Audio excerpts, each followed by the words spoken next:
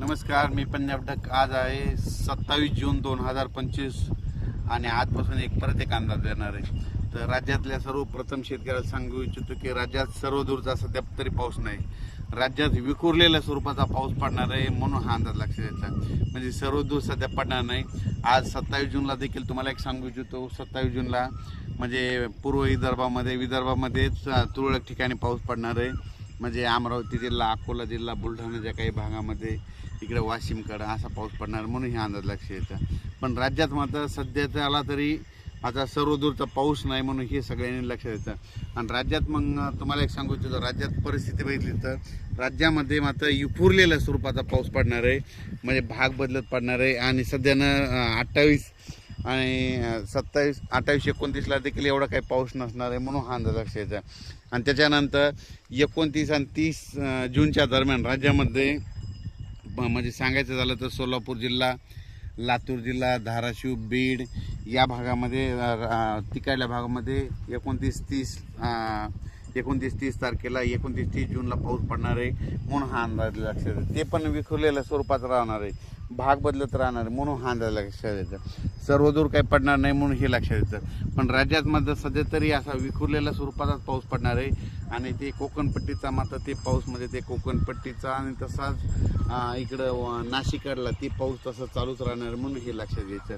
त्याच्यानंतर राज्यात चांगलं पावसाचं जुलैच्या मग ज्यावेळेस समजा जुलैच्या मग दुसऱ्या आठवड्यात मग चांगलं पावसाचं वातावरण तयार होणार आहे. पण सध्या तरी म्हणजे एवढं पावसाचं वातावरण नाही, भाग बदलतच पडणार आहे, विखुरलेल्या स्वरूपाचा पाऊस पडणार आहे म्हणून हा अंदाज लक्षात यायचा.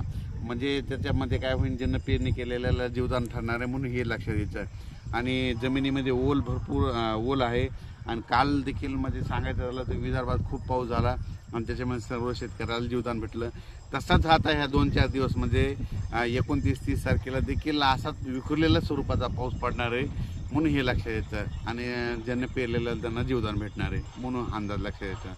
अचानक वातावरणात बदल झाला तर लगेच एक मेसेज दिला जाईल.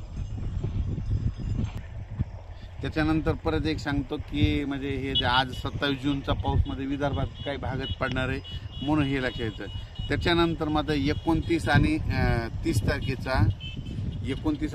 तारखेचा पाऊस तुम्हाला सांगतो इच्छितो. सोलापूर जिल्ह्यामध्ये पंढरपूरकडे देखील असणार आहे म्हणून हे त्यांनी देखील लक्षात यायचं. लातूर जिल्ह्यात देखील पडणार आहे, धाराशिवकडं असणार आहे, नगर जिल्ह्यात काय राहणार, कडा आष्टी बीडकडं म्हणजे कडा आष्टी पाटोदा तिकडल्या भागात देखील पडणार आहे. त्या शेतकऱ्याचे मला बरेच फोन आले, आमचं सोयाबीन निघालं, कापसं निघालेत आणि पावसाची नितांत गरज आहे. तर त्यांना सांगू इच्छितो की तुम्हाला 29, 30 आणि 1 तारखेच्या दरम्यान तुमच्या कडा आष्टी बीडकडे देखील पाऊस पडणार म्हणून हे लक्षात यायचं.